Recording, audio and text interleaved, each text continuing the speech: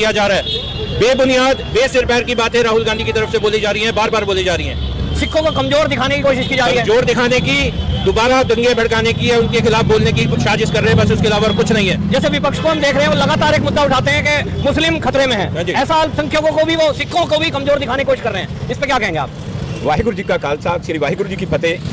सिख कौम को इतना हल्के में मत लें, राहुल गांधी हो या कोई और हो, सिखों ने तो हर धर्म की रक्षा करी है, चाहे हिंदू हो, मुसलमान हो, कोई भी धर्म हो, सारे धर्मों का सिख कौम ने साथ दिया है और सिख इस चीज़ से डरते भी नहीं हैं। वो तो कड़ा उतरवाने की बात कर रहे हैं, जो भी अगर किसी में इतनी हिम्मत नहीं है कि सरदारों के साथ में कोई पंगा ले सके। और ये जो कुछ भी बोला है राहुल गांधी ने बिल्कुल गलत बोला है और सिख अपनी जगह पे बिल्कुल सेफ हैं, कोई किसी तरह की प्रॉब्लम नहीं है। अगर कहीं पे कोई कड़ा उतरवाने की बात है या पगड़ी उतरवाने की बात है, ये राहुल गांधी ने एक अपने आप को मीडिया में अपने आप को करने की कोशिश करी है कि लोग मेरी बात के ऊपर सोचेंगे और समझेंगे और सिखों में थोड़ा सा इस बात का एहसास होगा कि वाकई उनके साथ में आगे होने वाला ये है। मैं कह रहा हूँ कि ऐसी कोई भी कौम नहीं है कि जो सिखों को डरा सके और सिखों को धमका सके। और चाहे कांग्रेस ने अगर सिखों के साथ में जो कुछ किया था उसका हर्जाना उन्होंने खुद भुगत लिया था। मैं इसी बात को समाप्त करता हूँ कि सिख कौम आज की डेट में बिल्कुल अपनी जगह पे सही है, गलत नहीं है। अगर सिखों के साथ में कोई गलत काम करना चाहेगा तो उसका भी टाकरा ईंट का जवाब पत्थर से देंगे। वाहिगुरु जी का खालसा, वाहिगुरु जी। रवनीत बिट्टू ने कहा है कि ये आतंकवादी है क्योंकि आतंकवादी की भाषा राहुल गांधी बोलता है, इससे आप क्या कहते हैं? देखो, आतंकवादी तो सिखों को हर कोई कहकर तुर जाता है। राहुल गांधी को कहा है, राहुल गांधी के लिए कहा कि उन्होंने जो बयान दिया वो बयान है जो तोड़ने वाला है, सिख विरोधी बयान। सिख विरोधी बयान बिल्कुल सही कह रहे हैं आप। रवनीत बिट्टू ने जो कुछ कहा है ना जी, मैं उसके बारे में यही कहूँगा कि कल रवनीत बिट्टू कांग्रेस का था, आज बीजेपी में आ गया है। ये नेता लोगों की भाषा है, ये नेता लोगों की भाषा है। ठीक जी। क्या जहाँ तक रवनीत बिट्टू की बात कर रहे हैं, उसने बिल्कुल 100% सही बात की है कि जो है राहुल गांधी से अगर राजनीति नहीं होती तो राजनीति छोड़ दे। इसके बाप दादाओं ने जो है हिंदुस्तान के लिए इतनी राजनीति की, और जो है सन 84 में देख लो इन्होंने क्या किया, किया। आज ये सिखों का जो है खैरखा बन रहा है कि हिंदुस्तान के अंदर कड़े उतरवा रहे हैं, पगड़े उतरवा रहे हैं। इससे अगर राजनीति नहीं होती अपना घर बैठे, लेकिन ऐसा तो ना करे, इस कौम को बदनाम करे और उसके ऊपर अपनी राजनीतिक रोटियां सीखे। इस पे बहुत पैसा है, इसकी माँ के पास में पैसा है, इसकी बहन के पास में पैसा है, अपना घर बैठे कुछ और बिजनेस कर ले। जरूरी है राजनीति करनी और सिखों को भड़काना जरूरी करना। सिख वो कौम है जिसने हिंदुस्तान की रक्षा की है, आज तक हिंदुओं को बचाया और भी कौमों को बचाया। जब आपका कोरोना आता है तब रोटियां लेके सिख पहुंच जाते हैं, दवाइयां लेके सिख पहुंच जाते हैं। ये इन्होंने पहले भी और सिख इन्होंने देश की रक्षा करी है और जब अपने ऊपर आएगी तो अपनी रक्षा भी कर लेंगे, ऐसा कुछ नहीं है। हमारा भाईचारा सबके साथ है, चाहे हिंदू है, मुसलमान है, कोई कांग्रेस है, बीजेपी है, कोई भी है, हमारा भाईचारा हर एक के साथ है। मानवता के लिए आपने जो पुतला फूंका है वो इसीलिए कि भाई वो सिखों का कमजोर दिखाने की कोशिश। सिखों को कमजोर कैसे दिखा देंगे? हमने 2% होते हुए भी 83% की कुर्बानियां दी है भारत के लिए, हमको कैसे कमजोर दिखा दो? आप तो जो है 87% थे, आपने कुछ नहीं करा। हम तो 98% थे, आपने कुछ नहीं करा। हमने 2% होकर 83% कर दिया, तो हमारे को हम कमजोर कैसे हो गए? हम कमजोर नहीं है। अच्छा, कहीं ऐसा तो गुरु गोविंद सिंह की फौज है और वही हमारा मालिक है, बस।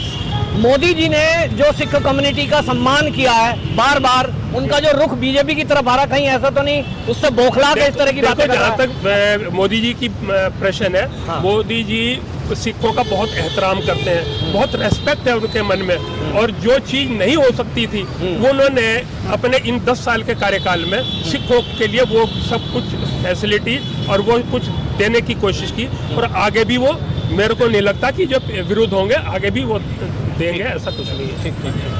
जी, क्या नाम आपका? मेरा नाम प्रमोद राघव है जी। मैं वार्ड 85 से पार्षद हूँ। देखिए, ऐसा है, जहाँ तक राहुल गांधी जी की बात है, राहुल गांधी जी जो हैं वो कभी किसी चीज़ को सोचते नहीं और जो मुंह में आता है वही बोल देते हैं किसी के बारे में।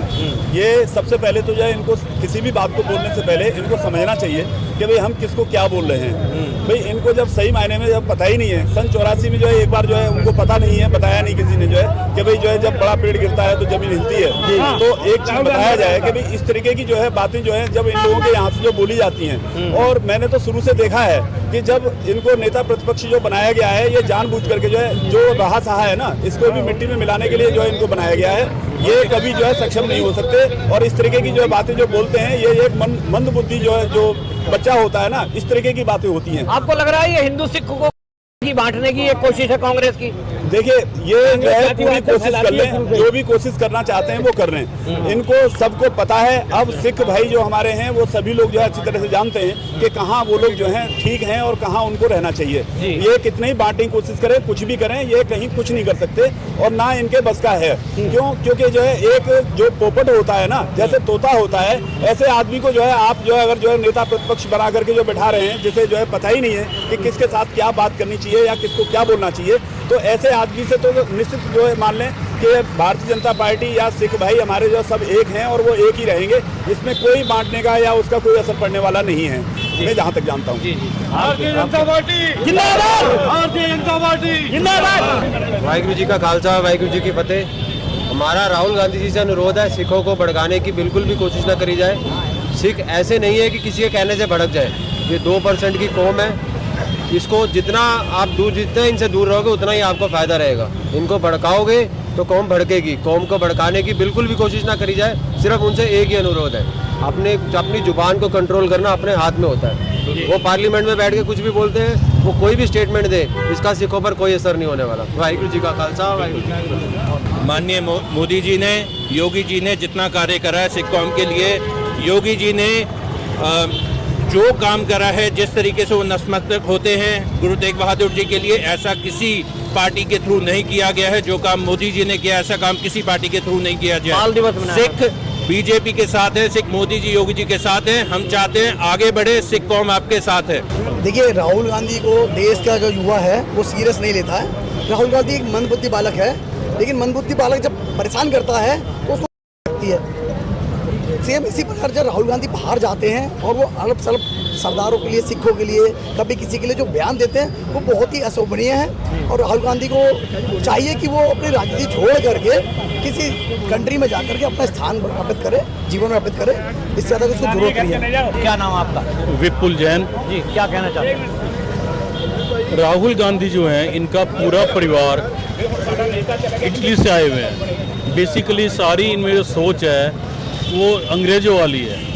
जैसे आज़ादी से पहले 100 साल तक अंग्रेज़ों ने यही काम किया, फूट डालो शासन करो।